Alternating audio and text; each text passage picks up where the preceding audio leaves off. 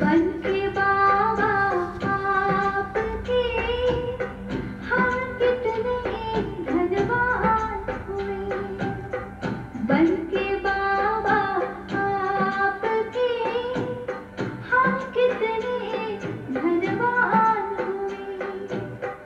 दिल का नाता जुड़ा जब से, दिल का नाता जुड़ा जब से, हर गम से अनजान हुए। बनके बाबा आपके हम कितने धनवान हुए। दिल का नाता जुड़ा जब से, हर गम से अनजान हुए हो। बनके बाबा आपके हम कितने धनवान हुए।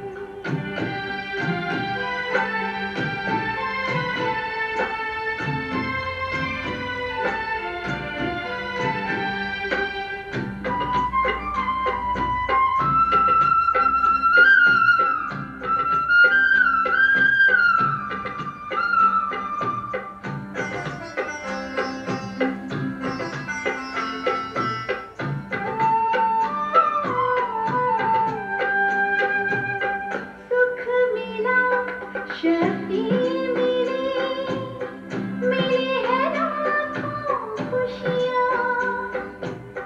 सुख मिला, शक्ति मिली, मिली है लाखों खुशियाँ। जैसे होता गुलों से गुलशन, यही सजी हमारी दुनिया। नजरों से तेरी नजर मिली तो हम कितने निहाल हुए। बनके बाबा आपके हम कितने धनवान हुए।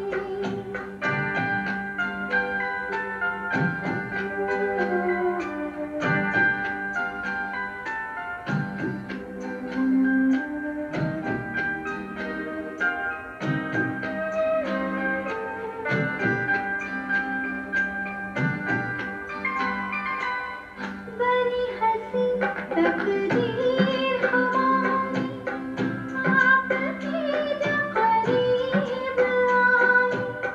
बड़ी हंसी तकदीर हमारी, आपकी जब करीब आई।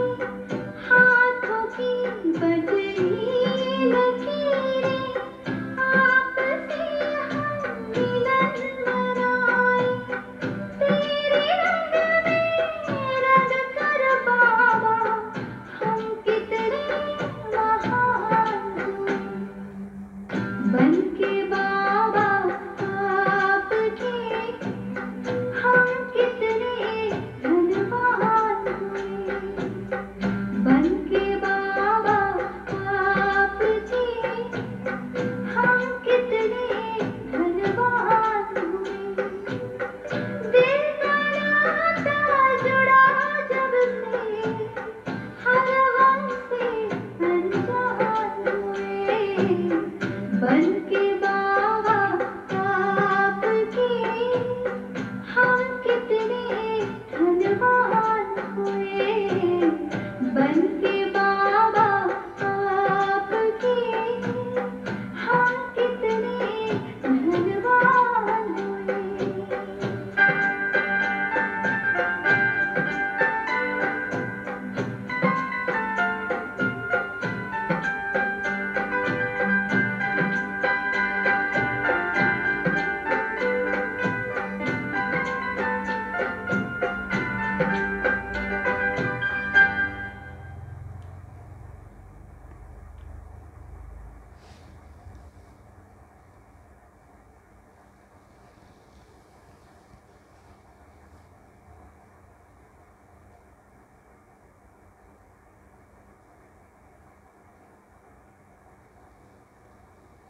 ओम शांति। आज के शिव बाबा के परमात्मा के महावाक्य। बाबा काफ़ी दिनों से हमें ये बार बार ध्यान खिंचवा रहे हैं कि बच्चे अपना पोता मेल रखो, अपना चार्ट रखो, क्योंकि जब हम चार्ट रखते हैं तो उससे हमारी प्रोग्रेस होती है। तो आज बाबा ने विशेष अटेंशन खिंचवाया है कि मीठे बच्चे रोज़ रात को अपना पोता मेल निकालो, डायरी रखो तो डर रहेगा कि कहीं घाटा ना पड़ जाए। जैसे व्यापारी लोग होते हैं तो रात को अपना सारा पोता मेल लिखते हैं, तो ऐसे ही बाबा कह रहे कि बच्चे देखो कि कहीं घाटा ना पड़ जाए। प्रश्न है, कल्प पहले वाले भाग्यशाली बच्चों को बाप की कौन सी बात फौरन टच होगी? बाबा रोज़ रोज़ जो बच्चों को याद की युक्तियाँ बतलाते हैं, वह भाग्यशाली बच्चों को ही टच होती रहेंगी, वह उन्हें फौरन अमल में लाएंगे। बाबा कहते बच्चे कुछ टाइम एकांत में बगीचे में जा कर के बैठो, बाबा से मीठी मीठी बातें करो। मीठा बाबा है, बहुत प्यार से बाबा के साथ मीठी मीठी बातें करनी है। बाबा आप कितने मीठे हैं, बाबा आपने हमें चुना है, इतना सुंदर ज्ञान दिया है, हमारा भाग्य बनाया है जो हम सपने में भी नहीं सोच सकते थे। बाबा वो आपसे हमें प्राप्त हो रहा है। प्यार का सागर, शांति का सागर, सारी सृष्टि का रचयिता आप हमें मिले हैं। तो ऐसे बाबा से प्यार की मीठी मीठी बातें करनी है। अपना चार्ट रखो तो उन्नति होती रहेगी। ओम शांति। मिलिट्री को पहले पहले सावधान किया जाता है, अटेंशन प्लीज़। तो बाप भी बच्चों को कहते हैं कि अपने को आत्मा निश्चय कर बाप को याद करते रहते हो।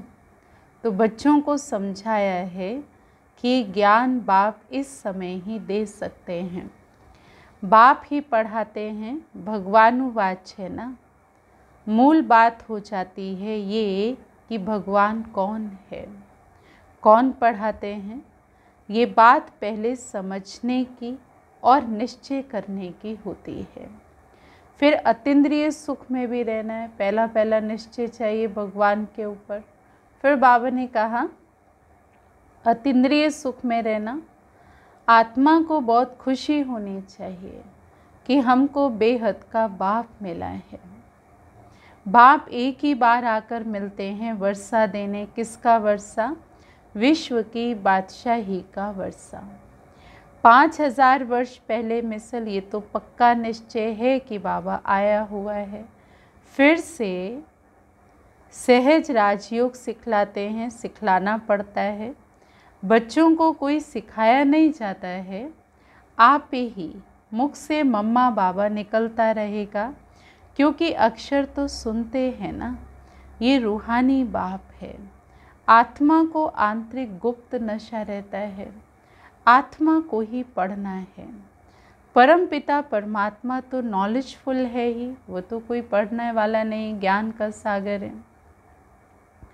वो कोई पढ़ा नहीं है, उसमें नॉलेज है ही। किसकी नॉलेज है? ये भी तुम्हारी आत्मा समझती है। बाबा में सारे सृष्टि के आदि मध्य अंत की नॉलेज है। कैसे एक धर्म की स्थापना और अनेक धर्मों का विनाश होता है, ये सब जानते हैं। इसीलिए उनको जानी जाननहार कहते हैं, है ना। सब बाबा जानता है, इसीलिए जानी जाननहार कह देते। जानी जाननहार का अर्थ क्या है, ये कोई भी बिल्कुल जानते ही नहीं हैं। तो अभी तुम बच्चों को बाबा ने समझाया है कि ये स्लोगन भी ज़रूर लगाओ कि मनुष्य होकर अगर क्रिएटर और रचना के आदि मध्य अंत ड्यूरेशन रिपीटेशन को नहीं जाना तो क्या कहा जाए।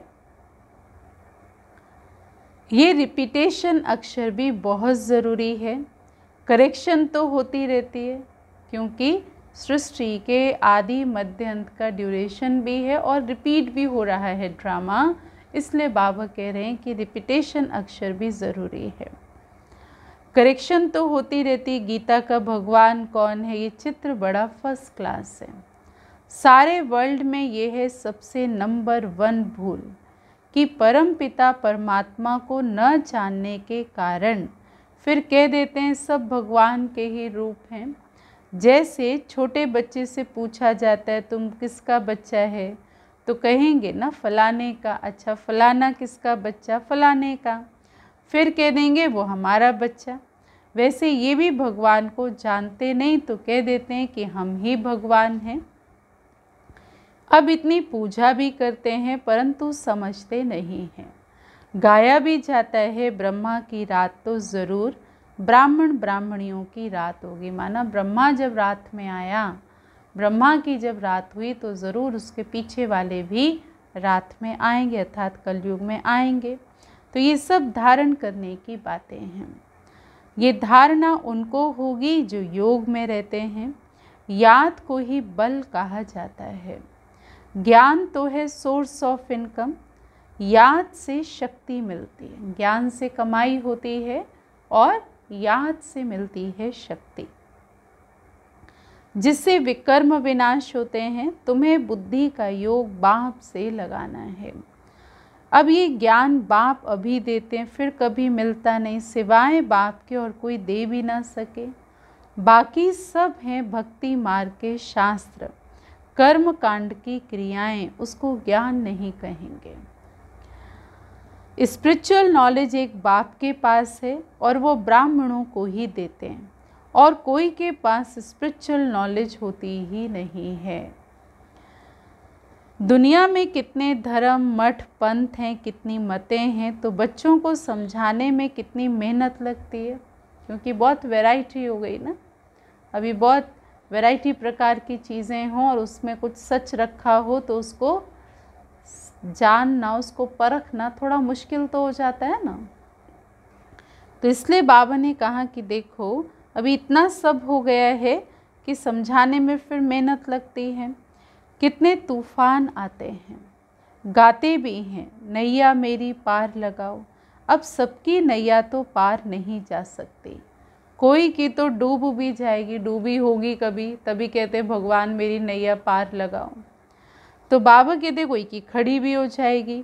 2-3 वर्ष हो जाते हैं, कईयों का पता ही नहीं। फिर कोई तो पुर्जा भी हो जाते हैं, माना टुकड़े टुकड़े भी हो जाते हैं। कोई वहाँ ही खड़े हो जाते हैं। इसमें बहुत मेहनत है। आर्टिफिशियल योग भी देखो कितने निकले हैं, कितने योग आश्रम हैं। अब रूहानी योग आश्रम कोई हो ना सके, है ना। वैरायटी प्रकार के योग आश्रम हैं, वहाँ पर फिज़िकल योगा सिखाया जाता है, लेकिन आत्मा योग लगाए परमात्मा से, ये जो विधि है बाबा ने कहा ये शिव बाबा ही सिखाते हैं।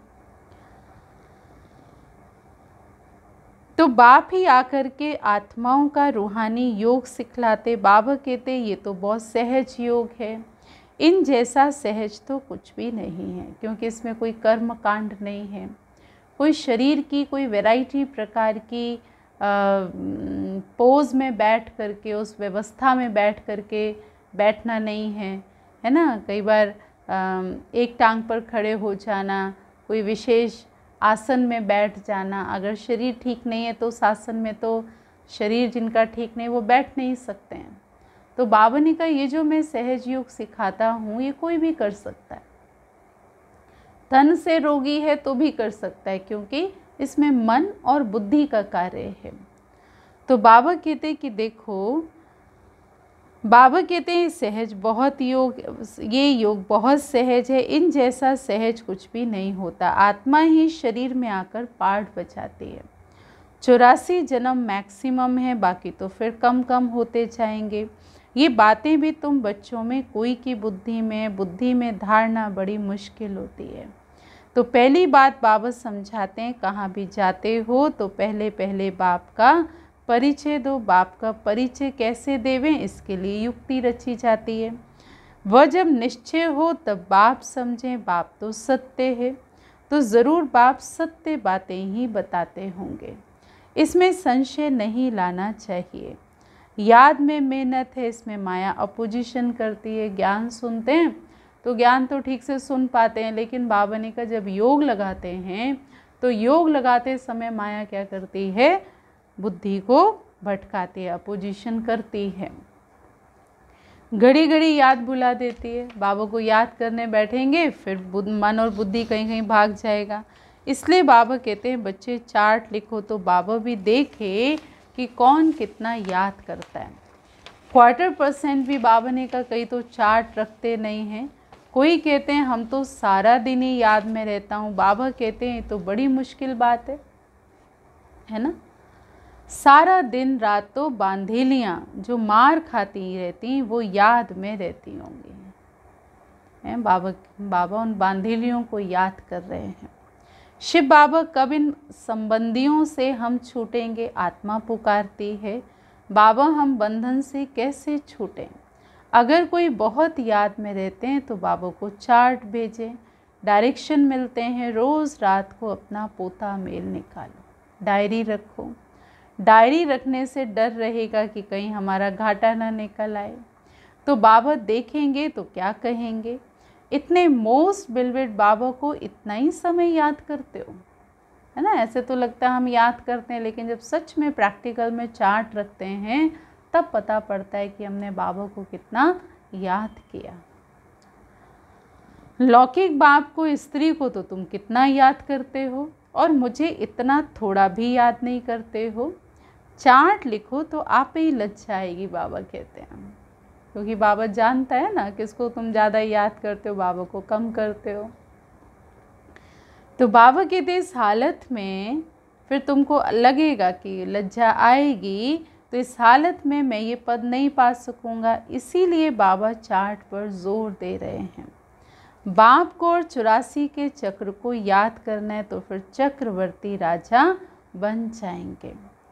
आप समान बनाएंगे तो प्रजा पर राज्य करेंगे। ये है ही राजयोग, नर से नारायण बनने का। एम ऑब्जेक्ट ये, जैसे आत्मा को देखा नहीं जाता है, समझा जाता है। इनमें आत्मा है ये भी समझा जाता है ना। अब आत्मा शरीर से निकल गई तो ये भी तो समझने की बात है ना कि आत्मा शरीर से निकल गई, ये भी समझा जाता है। तो बाबा ने कहा इन लक्ष्मी नारायण की ज़रूर राजधानी होगी। इन्होंने सबसे जास्ती मेहनत की है, तब तो स्कॉलरशिप पाई है। ज़रूर इन्हों की बहुत प्रजा होगी, ऊंचे से ऊंचा पद पाया है।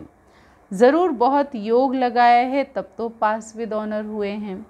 तो ये भी कारण निकालना चाहिए कि हमारा योग क्यों नहीं लगता है। पहले तो चार्ट लिखेंगे। बाबा ने कहा जब चार्ट लिखेंगे तो पता पड़ेगा कितना कम योग लगाते हैं, और योग कम लगता है या नहीं लगता है तो बाबा ने कहा उसका भी कारण निकालना चाहिए। धंधे आदि के झंझट में बहुत बुद्धि चली जाती है। गृहस्थी होते हैं तो उन झंझटों में चली जाती है।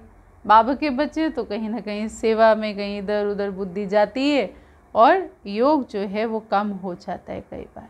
तो इसलिए बाबा अटेंशन खिंचवाते हैं। बाबा ने कहा उनसे टाइम निकालकर इस तरफ जास्ती ध्यान देना चाहिए। कुछ टाइम निकाल कर बगीचे में एकांत में बैठना चाहिए।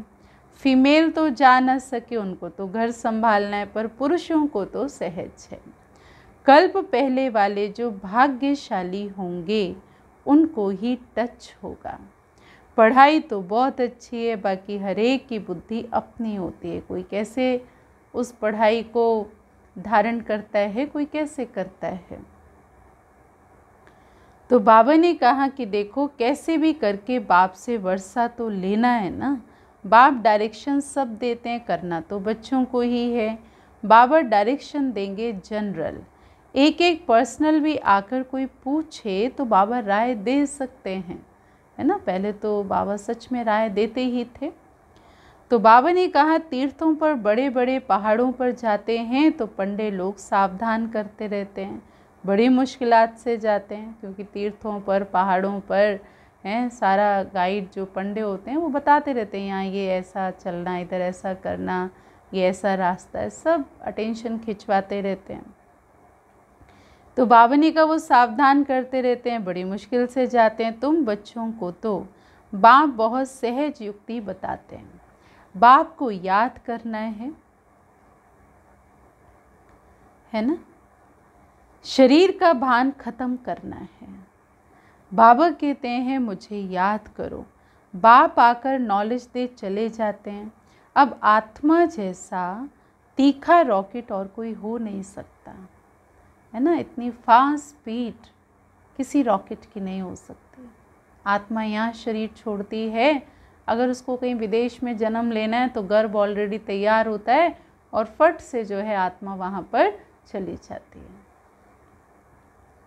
तो बाबा ने कहा कि देखो आत्मा जैसा तीखा रॉकेट और कोई हो नहीं सकता।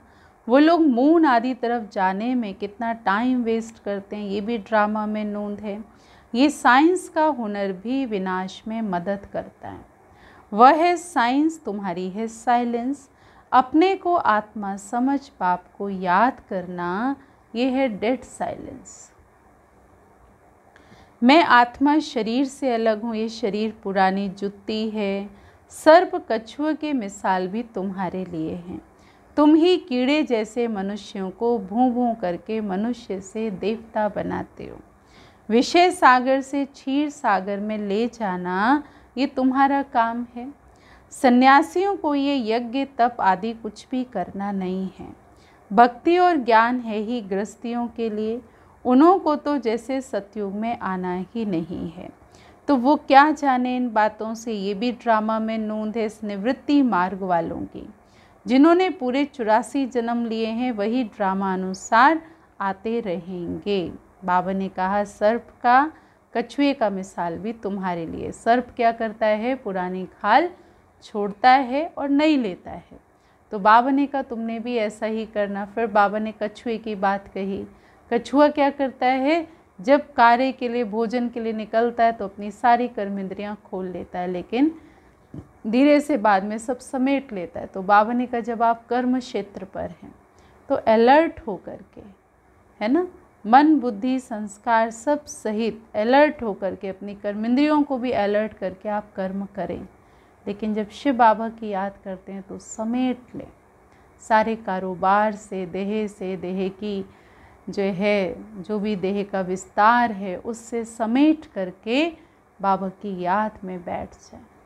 बीज रूप स्थिति में मैं आत्मा ज्योति बिंदु सर्वशक्तिवान परम पिता परमात्मा का बच्चा हूँ, उसकी संतान हूँ। तो वो बाबा ने मिसाल दिया।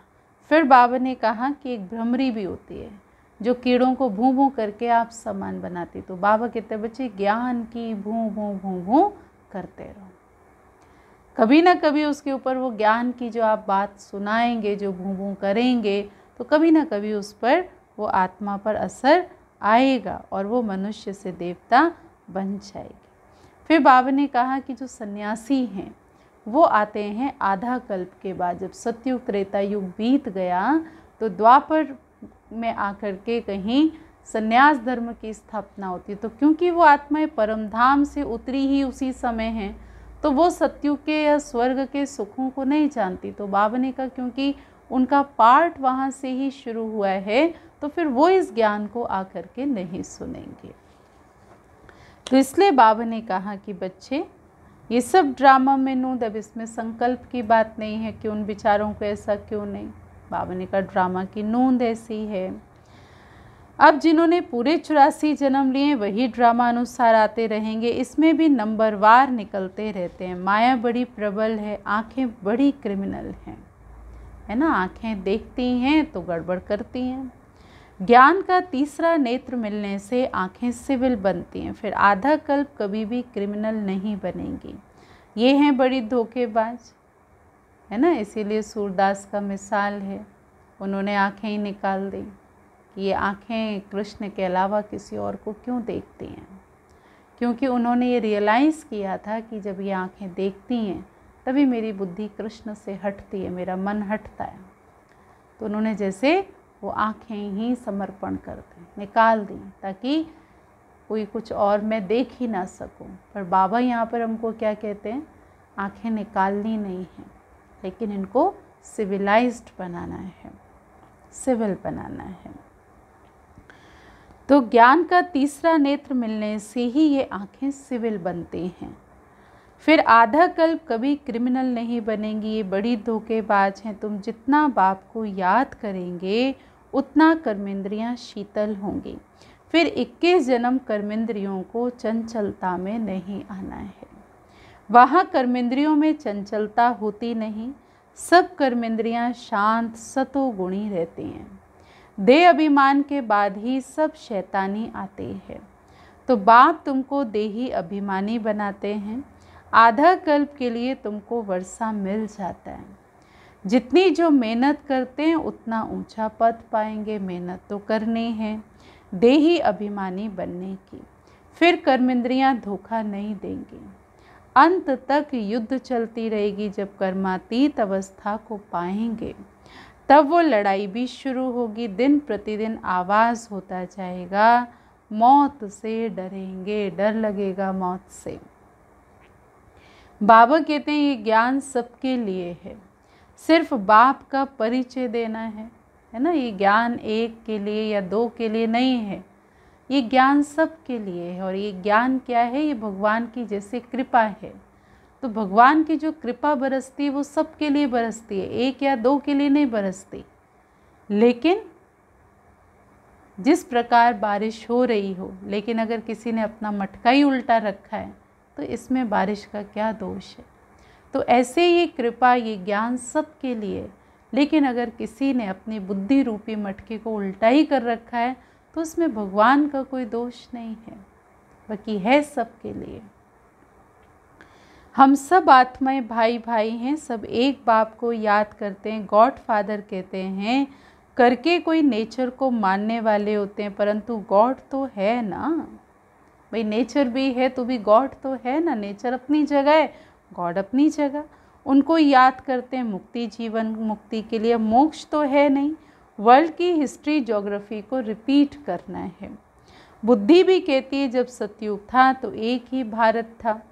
मनुष्य तो कुछ भी नहीं जानते, लक्ष्मी नारायण का राज्य था ना। लाखों वर्ष की बात तो हो ना सके, लाखों वर्ष होते तो कितनी ढेर संख्या हो जाती। अभी 100 ईयर्स में देखिए कितनी जनसंख्या बढ़ गई है।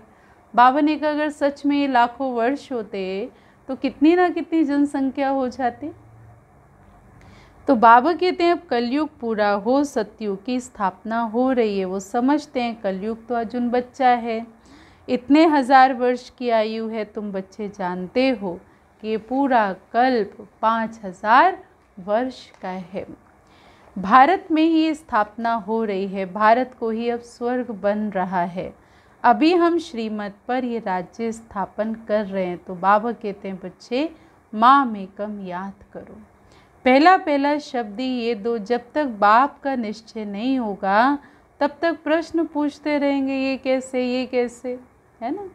फिर कोई बात का उत्तर नहीं मिलेगा तो समझेंगे ये जानते कुछ भी नहीं हैं और कहते हैं भगवान हमको पढ़ाते हैं। इसीलिए बाबा कहते हैं पहले पहले एक ही बात पर ठहर जाओ। किस पर? बाप पर, भगवान पर। पहले बाप का निश्चय करें कि बरोबर सभी आत्माओं का बाप एक ही है, वह है रचता। तो ज़रूर संगम पर आएंगे। बाबा कहते मैं युगे युगे नहीं, कल्प के संगम युग पर आता हूँ। मैं हूँ ही नई सृष्टि का रचता, तो बीच में कैसे आऊँगा। मैं आता ही हूँ पुरानी और नई दुनिया के बीच में। इसको पुरुषोत्तम संगम युग कहा जाता है, जबकि पुरानी कलयुगी सृष्टि का अंत समय है और सतयुग का आदि का समय है। तो बाबा कहते मैं इस समय के बीच में संगम पर आता हूँ। तो ऐसी ऐसी मुख्य बातें भूलनी नहीं चाहिए। बाबा ने कहा है पुरुषोत्तम अक्षर तो ज़रूर डालो, क्योंकि यहाँ तुम कनिष्ठ से पुरुषोत्तम बनते हो। और संवत की डेट भी ज़रूर लिखनी चाहिए। सतयुग शुरू होता है बाबा ने कहा 111 से। फिर द्वापर युग का जो विक्रम संवत है, जिसको विक्रमाजीत संवत कहा गया, तो वो हमारे सामने है वर्तमान समय, जिसके हिसाब से डेट और सब चल रहा है।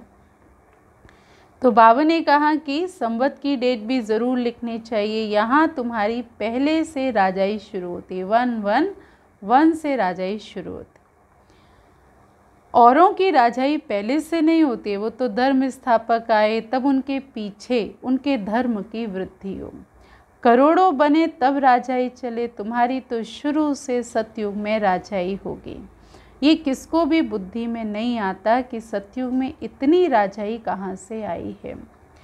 कलयुग अंत में इतने ढेर धर्म हैं, फिर सतयुग में एक धर्म एक राज्य कैसे हुआ, विचार करने की बात है।